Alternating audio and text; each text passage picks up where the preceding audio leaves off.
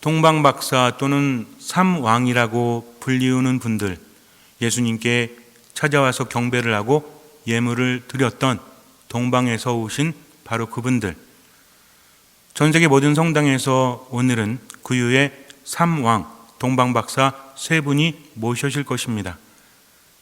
멜키올, 발타사르, 가스발, 이 세 분의 이름을 우리는 알고 있죠.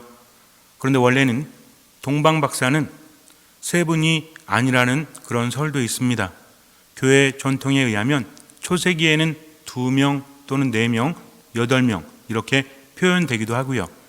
그리고 이 사람들의 신분이 굉장히 높았기 때문에 보통 마구스, 마기라고 하거든요. 매지션이라는 말의 어원이 되는데 이것은 점성술사들 또는 현자들, 꿈 해석자들 이런 뜻을 가지고 있다고 합니다. 그런데 당시에는 하늘을 보고 별을 연구하던 사람들은 결코 낮은 신분이 아니었습니다. 왕과 대등한 위치에 있었던 사람들이라는 거죠. 요즘에는 아무나 하늘을 보고 관찰할 수 있지만 당시에는 그것이 허락되지 않았다고 합니다. 우리 동양도 마찬가지죠. 그래서 이들의 신분이 매우 높았기 때문에 예수님께 경배하러 왔을 때 그들을 수행하던 사람들을 합치면 몇백 명이 넘었다라는 말도 있습니다. 그런데 우리가 세 분의 이름만을 알고 있는 이유는 바로 마테오복음에서 황금과 유향과 모략을 예수님께 드렸다는 부분, 이것을 알고 있기 때문에 그래요. 몇 명인지는 알 수 없지만 새 예물의 이름을 알고 있기 때문에 동방박사는 세 사람이다 라는 전통에 따라서 그렇게 세 분을 우리는 알고 있죠.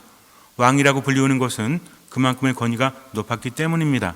자세히는 말씀드릴 수 없지만 이들은 고귀한 신분이었고 별을 따라서 구세주의 탄생을 경배하기 위해서 왔다라는 거죠. 그런데 러시아의 민담에 의하면 또 한 명의 왕이 있었다고 합니다. 알타반이라는 사람이었는데 동방박사 세 사람이 아니라 네 사람이었대요.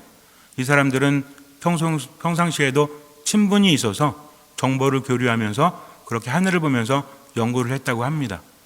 어느 날 하늘에서 큰 별이 나타났고 이 큰 별은 많은 것을 의미했대요. 세상의 왕이요 구세주가 탄생한다는 것을 이들은 알게 됩니다. 서로 정보를 공유하면서 별이 움직일 때를 기다렸죠. 그러다가 별이 움직일 때 이들은 한 곳에서 만나서 함께 가기로 했는데 네 사람이 모였다고 합니다. 각자 황금과 유향과 모략을 지녔고 네 번째 동방박사였던 삼왕이었던 알타반은 세 가지의 진귀한 보물을 가지고 예수님을 찾아갔대요. 그러니까 다른 분들은 한 가지씩을 준비했는데 이 젊은 동방박사 알타반은 세 가지의 진귀한 보물을 준비했다는 거죠. 열정이 대단했습니다. 메시아를 만나고 싶은 열정이 그의 가슴 속에서 불타올랐죠. 동방박사 네 사람은 길을 재촉하기 시작을 합니다. 별이 멈추면 멈추고 별이 가면 그 별을 따라가야 됐어요. 목적지가 정해져 있지 않습니다. 별을 따라갈 뿐이었던 거죠. 그런데 어느 날 동방박사들이 깊은 잠에 빠졌는데 신음소리가 들립니다. 아이의 신음소리였어요. 가장 귀가 밝았던 알타반이 잠에서 깹니다. 이게 무슨 소리지 하면서 주변을 둘러보았는데 구덩이 속에 한 아이가 빠져 있었어요. 몸에 5군데의 상처를 입고 발가 벗겨진 채로 가까이 가서 봤습니다. 차마 눈 뜨고 보지 못할 정도로 굉장히 마른 모습이었고 그리고 참혹한 모습이었습니다. 그 누구도 돌봐주지 않았어요. 어떻게 하지 하면서 고민을 하다가 이대로 내버려둘 수 없습니다. 이제 곧 숨이 넘어갈 것 같기 때문입니다. 그래서 동방박사 세 사람에게 메모를 남겨놓고 이미 지나쳐왔던 마을로 돌아갑니다. 마을에 가서 아이의 부모를 찾아보았지만 아이의 부모는 나타나지 않았어요. 굉장히 착해 보이는 한 여인에게 아이를 부탁합니다. 이 아이를 돌보아 주십시오. 그리고 혹시나 죽게 된다면 이 아이를 위해서 장례를 치러 주십시오 하면서 허리춤에서 자기가 가지고 왔던 3가지 보물 중에 하나를 꺼내서 여인에게 건네줍니다. 그리고 불이 나게 동방박사들이 있던 곳으로 돌아왔죠. 하지만 동방박사들은 거기에 있지 않았습니다. 왜냐하면 별이 움직였기 때문에 그래요. 메모를 남겨뒀습니다. 이제 우리는 떠납니다. 별이 움직였기 때문에 그래요. 어서 우리를 따라오시오. 알타바는 말을 타고 달리기 시작을 합니다. 눈에 별이 보이지 않았어요. 길은 하나였기 때문에 이 길로 빨리 가면 그들을 만날 수 있겠지 라고 하면서 달립니다. 그러나 별은 보이지 않아요. 어쨌든 대충 어느 쪽인지 짐작을 하고 사람들에게 물어서 혹시 이런 사람들을 보지 못했습니까? 하면서 물어서 그는 길을 재촉합니다. 그러다가 한 행렬과 마주치게 되는데 장례 행렬이었어요. 웬 여인과 아이들이 슬프게 울면서 관을 따르고 있습니다. 아마도 남편과 아버지였던 것 같아요. 하지만 아무리 봐도 그냥 죽음 앞에 선 슬픈 모습이 아니었어요. 더 깊은 아픔과 슬픔이 그들의 얼굴에 서려 있었습니다. 궁금해서 견딜 수가 없었어요. 그래서 말에서 내려서 묻습니다. 부인, 왜 이렇게 슬프게 울고 있어? 아이들의 모습을 봐도 이것은 그냥 사랑하는 사람이 죽은 것과는 다른 슬픔인 것 같아서 사연을 묻습니다. 여인이 대답합니다. 지금 죽은 사람은 저의 남편이요, 우리 아이들의 아버지입니다. 그런데 남편이 살아 생전에 너무나 많은 빚을 지었고 그것을 갚을 길이 없어서 장례가 끝난 다음에 저와 아이들은 노예로 팔려가게 됩니다. 라고 말을 해요. 너무나 안쓰러웠습니다. 너무나 안 됐어요. 한참을 고민하다가 허리춤에서 2번째 보물을 꺼내서 여인에게 줍니다. 이것으로 빚을 갚고 그리고 농장을 사서 아이들과 함께 살아가시오. 충분한 돈이 생길 수 있을 것입니다. 하면서 여인에게 건네줍니다. 그리고 사람들에게 물어서 동방박사들의 뒤를 쫓았어요. 별은 보이지 않지만 그렇게 베들레헴에 도착을 합니다. 그러나 이미 동방박사들은 예수님께 경배를 드리고 예물을 드린 다음에 자기네 고국으로 떠나갔어요. 꿈에 천사들이 나타나서 헤로데가 아이가 태어난 곳을 알아내려고 하니 그를 피해가라고 해서 온 길과 다른 길로 돌아갔습니다. 그래서 4번째 동방박사 알타반과 만나지 못했어요. 사람들에게 묻습니다. 그러나 아이는 찾을 수가 없었어요. 왜냐하면 이미 이집트로 떠났기 때문입니다. 헤로데는 구세주 왕이 탄생했다는 것을 정치적으로 현실적으로 받아들였기 때문에 자기의 자리가 위협을 당하였기 때문에 2살 이하의 남자아이들을 모조리 죽여버리려고 했죠. 그래서 다시 이집트로 향하려고 하는데 너무나 늦었잖아요. 별도 보이지 않고 이제 어쩌지 돌아가야 되는가.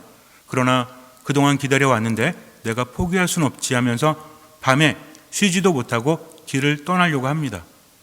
그런데 어디선가에서 싸우는 소리가 들려요. 그리로 갔습니다. 병사들이 한 아이를 뺏으려 하고 젊은 부부가 아이를 뺏기지 않으려고 합니다. 바로 2살 이하의 남자아이였기 때문에 헤로데의 명에 따라서 죽임을 당할 상황이었습니다. 병사들은 난폭하게 아이를 뺏으려고 합니다. 엄마는 죽어도 놓지 않으려고 해요. 또 끼어듭니다. 그리고 이렇게 말합니다. 아이를 살려주십시오. 그러나 병사들은 꿈쩍도 하지 않아요. 어쩔 수 없이 허리춤에서 마지막 보물을 꺼내서 병사들에게 건네줍니다. 병사들은 그 보석을 받고 아이를 내려놓고 어디론가 사라졌어요. 이제는 구세주를 만나도 드릴 예물이 없습니다. 그래도 만나야 됩니다. 그분을 만나서 경배라도 드려야 되죠. 이집트로 갔다는 소식을 듣게 돼서 이집트로 향합니다. 이집트에 도착했는데 어디로 간지 알 수가 없어요. 그런데 가는 중에 가난한 노파를 만나고 그리고 불쌍한 사람들을 만나는 바람에 말까지도 팔아버리고 가지고 있는 의복도 다 팔고 누더기를 걸치고 이집트에 도착을 합니다. 아무리 찾아 헤매도 구세주이신 아기 예수님을 만날 수가 없어요. 그러다가 항구에 도착을 했는데 웬 가족들이 슬피 울고 있습니다. 왜 우냐고 물었더니 그들은 노예 가족이었는데 어느 날 주인에게 대들은 그런 벌로 이제 가장이 노예 손에 팔려가게 되었다고 합니다. 부인과 아이들은 아버지를 살려달라고 부탁을 했어요. 노예 손에 한번 타게 되면 언제 돌아올지 알 수가 없어요. 노예 손에서 사슬에 묶여서 배를 저어야 합니다. 그러다가 배가 풍랑을 만나거나 또는 전투 중에 가라앉게 되면 노예들은 죽어버리고 말죠. 그 외에도 병에 노출되고 참혹한 삶을 살아갈 수밖에 없습니다. 아무리 부탁을 한다고 할지라도 놓아줄 리가 없죠. 그래서 이 사람은 말합니다. 내가 대신 노예가 되어서 노예 손에 타겠소. 그러니 이 사람을 놓아주시오. 이 사람에게는 가련한 아내와 아이들이 있지 않습니까? 바꿨습니다. 그는 노예 손에 타게 됩니다. 그리고 세월은 살같이 흐릅니다. 몇 년이 흘렀는지 알 수가 없어요. 이미 백발이 성성하고 노쇠한 그는 세월을 헤아리는 것조차 잊었습니다. 그리고 너무나 노쇠해서 이제는 일을 할 수 없어서 자유를 찾게 됩니다. 두 다리는 떨렸어요. 내가 어떻게 해야 되지? 이제는 자신의 삶의 목적이 무엇인지 알지도 못합니다. 나는 이제 어떻게 살아가야 되는가? 그동안의 나의 삶은 어떤 의미가 있을까? 아무리 생각해도 답은 떠오르지 않아요. 그러나 힘들 때마다 마음속에서 별이 보이는 듯 했습니다. 처참한 생활 속에서 몇 번이나 죽으려고 했지만 그러나 그럴 때마다 별이 나타나서 그를 죽지 못하게 했어요. 그의 눈에만 보였습니다. 그런데 이제는 그 마음의 별도 보이질 않아요. 이렇게 떠돌다가 나는 죽겠구나 라는 생각을 하는데 갑자기 마음속에서 소리가 들립니다. 이제는 빛이 아니라 말씀이 들렸어요. 어서 서둘러라. 어서 서둘러라. 그분께 가라. 라는 소리가 들립니다. 이 사람은 정신이 없습니다. 그저 소리를 따라서 앞을 향할 뿐이었어요. 어느덧 예루살렘에 도착을 합니다. 수많은 인파들이 모여 있습니다. 엄청난 소리가 들립니다. 도대체 무슨 일이 벌어진 거지? 그는 인파 속에 갇혀서 스스로의 의지와 상관없이 어디론가 떠밀려 갑니다. 산 꼭대기였어요. 거기에는 기둥 3개가 솟아 올라 있습니다. 그리고 3사람이 거기에 매달려 있었어요. 가운데 매달려 있는 사람을 본 순간 그는 알 수 있었습니다. 바로 이분이구나. 내가 그 옛날부터 경배하기 위해서 찾아왔던 세상의 왕이요, 세상의 구세주요, 하느님이신 바로 이분이 여기 계시는구나. 그러자 그분 위에 별이 보입니다. 별이 반짝하더니 굉장히 큰 빛을 내더니 이내 사라집니다. 마치 네가 찾던, 그렇게 찾아 헤매던 그분이 여기에 계신다라고 말하듯이 그렇게 하고 별은 사라졌어요. 무릎을 꿇습니다. 그리고 고개를 들어서 그분을 바라봤어요. 오 하느님이시여, 오 구세주시여, 이제 제가 여기 왔습니다. 그런데 저는 당신께 드릴 것이 아무것도 없습니다. 십자가에 달렸던 그분이 말합니다. 나를 찾아 오랫동안 헤매었군요. 그러나 당신은 나를 이미 만났습니다. 당신은 나에게 줄 것이 없다라고 하지만 이미 충분히 주었습니다. 이런 말씀을 하시는데 바로 그분이 예수님이셨죠. 그분의 손에서 피 3방울이 떨어져서 알타반의 손에 당깁니다. 알타반은 알 수 있었어요. 그것이 어떤 의미인지를. 십자가 위에 그분은 말씀하십니다. 가난한 사람들, 먹을 것이 없는 사람들, 마실 것이 없는 사람들, 헐벗은 사람들, 병든 사람들, 감옥에 갇힌 사람들, 그들에게 준 것이 바로 내게 준 것이요 하면서 예수님께서는 고개를 떨구십니다. 숨을 거두신 것이죠. 알타반도 예수님을 바라보면서 함께 숨을 거둡니다. 그의 표정은 너무나 평화로웠습니다. 너무나 행복했습니다. 드디어 구세주를 만났고 그렇게 편안하게 그분과 함께 갈 수 있었기 때문입니다. 넷째 왕의 전설이라는 러시아 민담 책도 있죠. 제가 요약을 했습니다. 여러분들 읽어보신 분도 계시고 혹시나 읽어보실 분도 있으시겠죠. 그래서 제가 아주 짧게 요약을 했고 중간중간에 살짝 바꿨어요. 그러나 일맥상통할 겁니다.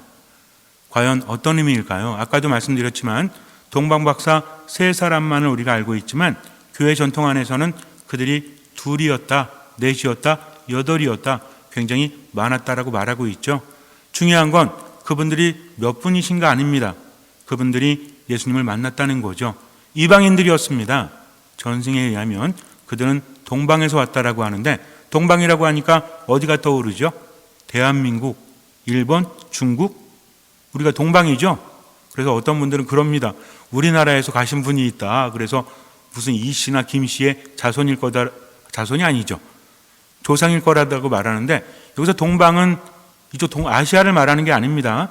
이스라엘이 위치했던 팔레스티나 동편에 지금으로 따진다면 옛날에 페르시아, 메소포타미아, 이란, 이라크 이런 데 있죠. 그쪽 지역을 의미한다는 겁니다. 거기에서 사람들이 와서 예수님을 경배했는데 그들은 고귀한 신분이었어요. 그리고 그들은 이방인이었습니다. 즉 예수님은 이스라엘만에 국한된 것이 아니라 모든 세상의 왕이시요 모든 세상의 구원자시요 하느님이심을 나타내는 것이 바로 주님 공연 대축일이었고 중요한 것은 그들은 무엇을 따라서? 별을 따라서 예수님께 왔다는 것입니다. 별이라는 것은 여러 가지 의미를 가지고 있어요. 성경에 의하면 천사를 의미하기도 합니다. 이들은 별을 연구했고 꿈 해석을 하는 사람들이었기 때문에 그래서 별이 나타나기도 하고 꿈에 천사가 나타나서 헤로데에게 돌아가지 말라고 알려주기도 하죠. 중요한 건 그들이 자신만의 능력이 아니라 봄으로써 들음으로써 인도되어 졌다는 것입니다. 별이 멈추면 그들도 멈춰야 됐고 별이 가면 그들도 가야 했습니다. 그렇게 해서 주님을 만난 거죠. 그들은 바로 지금만을 살아갔습니다. 지금 보이는 별만을 지금 들리는 말씀만을 들었다는 거죠. 넷째 왕의 전설에서 이 네 번째 왕은 별을 잃어버렸죠. 그러나 나중에는 무엇을 듣게 됩니까? 말씀을 듣게 되었다는 거죠. 별의 인도로 예수님께 하느님께 갈 수도 있지만 무엇을 통해서? 말씀을 통해서 하느님께 갈 수 있다는 것입니다. 우리 또한 마찬가지예요. 삶의 여정을 살아가면서 아기 예수님께 또는 십자가 위에 계신 예수님께 경배를 드리기 위해서 삶을 살아갑니다. 저마다의 삶도 소중하죠. 그러나 그리스도교인들의 삶은 무엇입니까? 하느님과 만나는 여정이라고 했습니다. 언제? 바로 지금 여기에서. 밤하늘을 보면서 별을 볼 수 있다면 좋겠죠. 그러나 우리에게는 그 별이 보이지 않아요. 하지만 무엇이 있습니까? 말씀이 있다라는 거죠. 내가 살아가면서 무엇을 해야 될지, 무엇을 추구해야 될지 말씀은 별이 되어서 우리에게 알려줍니다. 때로는 내 감정대로, 내 생각대로 살아갈 때도 있지만 별이 보이면, 말씀이 들리면 그것을 실천하기 위해서 최선을 다합니다. 이것이 바로 믿음이라는 거죠. 믿음이라는 것은 내 뜻대로 살아가는 것이 아니라 하나님의 뜻대로 살아가는 겁니다. 그렇다고 해서 삶의 모든 부분을 주님 오늘은 짜장면을 먹을까요? 된장을 먹을까요? 이런 걸 물으라는 게 아니죠. 어떤 의미인지 여러분들은 아시지 않습니까? 내 양심 안에서 외치고 있다라는 거죠. 삶을 살아가면서 모든 것을 다 하나님의 뜻을 듣고 그것을 실천하고자 하는 것, 이런 의미가 아니라 흐름이라는 거죠. 내가 개인적인 삶을 추구하고 재미를 추구하는 것도 좋습니다. 그러나 결정적인 순간에 나는 알고 있다는 거죠. 이것이 하나님의 뜻인지 아닌지를 그럴 때 어떻게 하란 말입니까? 그것을 실천하라는 거죠. 구체적으로 무엇입니까? 하나님의 뜻을 실천한다고 해서 헷갈린다고 하시는 분들이 있어요. 제가 집을 팔아야 됩니까? 제가 집을 사야 됩니까? 이런 거예요? 물론 그럴 때마다 기도하는 것도 좋을 거예요. 그러나 주님께서는 분명히 말씀하시죠. 뭐라고 하십니까? 굶주리는 사람들, 목마른 사람들, 헐벗거나 병에 들거나 갇힌 사람들, 그들에게 해주는 것이 나에게 해주는 것이다. 주님께서 바라시는 것은 우리들의 모든 삶을 제어하는 것이 아니라 내 삶을 살아가면서 뭘 베풀기를? 선행을 베풀기를, 사랑을 베풀기를 바라신다는 거죠. 나와 함께하는 사람들을 존중하고 그들의 말을 들을 줄 알고 나를 희생시킬 수 있는 것, 내가 가진 것을 통해서 나눔으로 인해서 주님의 뜻을 실천할 수 있다면 그것이 바로 하나님의 뜻이라는 겁니다. 그러니까 너무나 경직된 삶이 아니라 어떤 삶을 살면 된다? 어쨌든지 간에 베푸는 삶을 살아갈 수 있도록 내 삶의 흐름을 정하다 보면 말씀이 들리고 그 말씀을 따라가서 누굴 만나게 됩니까? 주님을 만나게 된다는 거죠. 알다바는 주님께 선물을 드릴 수 없었지만 가난하고 처량하고 힘든 사람들에게 이미 다 주었죠. 그걸 예수님께서 받으신 겁니다. 그래서 예수님 손에서 피 3방울이 떨어져서 그의 손에 담겼다는 것을 우리는 묵상을 해야 돼요. 알타바는 말씀을 들었고 그 말씀 때문에 예수님을 만났습니다. 그것이 바로 별이었던 거죠. 잠시 눈을 감으세요. 우리도 분명히 별을 볼 수 있어요. 말씀을 들을 수 있다는 것입니다. 성경을 통해서, 미사를 통해서, 묵상과 기도를 통해서 하느님께서는 말씀을 하십니다. 그 말씀을 나는 양심을 통해서 듣고 있죠. 그 양심을 따라서 지금을 살아가십시오. 과거나 미래에 묶이지 말고 그저 지금 하나님의 뜻대로 살아가기 위해서 최선을 다하십시오. 주님께서는 그 믿음을 보시고 우리 삶에 놀라운 기적을, 놀라운 변화를 일으켜 주실 것입니다.